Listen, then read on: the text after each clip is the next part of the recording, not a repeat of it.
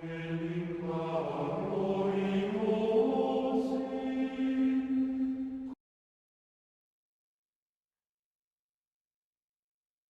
today's gospel reading, we have our Lord's two first disciples. And notice how these two disciples, Andrew being one of them, when they follow after our Lord turns around and says, "What are you looking for?" Which is very significant. And their response is also equally significant. "Rabbi, where are you staying?" And then his invitation, "Come and see." So when we reflect upon this passage, the reality is that you and I, we are followers of our Lord. We are disciples of our Lord.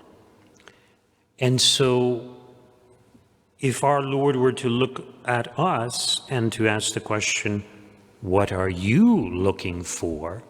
how would we respond? So in other words, what are your expectations of being a follower of our Lord, being a disciple of our Lord? And this is more of a significant question than we realize. So most of us would say, well, we're hoping to make it to heaven. But what are our expectations for the here and now? And I've mentioned this a number of times. Every now and then I encounter someone who's been away from the faith for like 20 years, a long time. And they finally come to confession and they sound like they're a fairly decent person. And I asked them, why were you away from the church for so long? And they said, "Oh, Father, I was a good Catholic. I said my prayers all the time. I went to church regular, never did anything bad. But something bad happened to me or to one of my loved ones, and I stopped coming." In other words, they got angry with God because God didn't perform a miracle for them and heal them of their ailment or heal their loved one. In other words, they had a certain expectation of God that was incorrect. They expected heaven here on earth. They expected God to grant them whatever they asked for because they were a good person. God never promised us this. So yes, God will sometimes grant miracles, but we can't demand them. We can't get angry with God if he doesn't perform a miracle for us. So we have to trust in God. Now the response, that the disciples give here is very significant because they say, "Teacher," or "Rabbi, where are you staying?" In other words, we want to see where you're staying. We want to stay with you. We want to live with you. We want to live our lives the way that you live your life. And in fact, as we know, they eventually leave their home, they leave everything, and they stay with our Lord permanently for 3 years. And by doing this, they're saying, well, we want to live our lives the way that you live your life. And that also entails suffering as you are suffering. So if we are true followers of our Lord, we too must expect the same kinds of things, a certain amount of suffering. And our Lord predicts this, that his followers will be persecuted, that if they have treated him this way, they will treat others even worse. So he makes this very clear.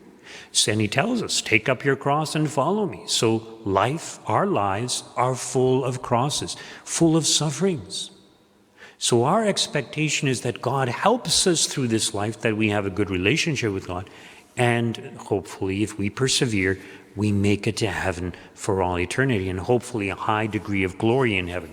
I also wanted to draw your attention to today's first reading from the first letter of John. And notice how he points out that everyone who commits sin is a child of the devil, for the devil has been sinning from the beginning. So when, we could say the mystery of sin. Why do we sin? Sin is something detrimental for us. But when we sin, we think that the sin that we are committing is somehow good for us, that it will somehow benefit us for the here and now. Once again, it's what are our expectations in following our Lord? What are our expectations when we commit sin? So we have these expectations. We sometimes believe, or some people believe, that sin will make them better off, that sin will make them happier. But it doesn't. Yes, there is some consolation, some pleasure, some gratification in every sin, but in the long run, sin makes people more miserable, not more happy, less happy. So he says that everyone who commits sin is a child of the devil. Now, earlier he says that anyone who claims that they are not a sinner is a liar. So does that mean that we are all children of the devil, or are we children of God? He also tells us that we are children of God. He does say here that everyone who does what is righteous just as he, as Christ, is righteous. So the ideal is we try to do good, but we all have shortcomings. And this is where the distinction of mortal sin and venial sin comes in. So someone who commits a mortal sin, well, they separate themselves from God. They rebelled against God in a serious way. They know that what they did was wrong. It's something of a serious nature. They did it of their own free will. And so they separate themselves from God. They are now a child of the devil, because in many ways the devil inspired them to sin, but they, like the devil, rebelled against God. They're doing what the devil wants them to do. They're doing what the devil himself did. And in fact, it's St. John himself, in this very first letter of John, who, in the last chapter, chapter 5, around verse 16, makes the distinction between mortal sin and venial sin. He doesn't use the word venial, but he says some sin is mortal, or in some translations, some sin is deadly. And he says, well, you can pray about that, but, or he says, sin that is mortal or deadly, you cannot pray about it, but other sins, lesser sins, venial sins, you can pray about that. In other words, you can easily have venial sins forgiven, but not mortal sin. So he himself makes this distinction, and this is a distinction very common in the Catholic tradition. So as long as we are not committing mortal sin, we are united to God. Yes, we do commit venial sin, and of course, even in regards to venial sin, the ideal is that we do not commit it willingly, that we do it out of weakness, as opposed to someone who premeditates, committing venial sin. So the ideal is that we strive to avoid all sin to the best of our abilities and to live a righteous life. And if we do this, then we are following our Lord in regards to imitating his way of life, even though, as I mentioned, life is full of challenges, life is full of difficulties, tribulations, trials, and possibly persecution.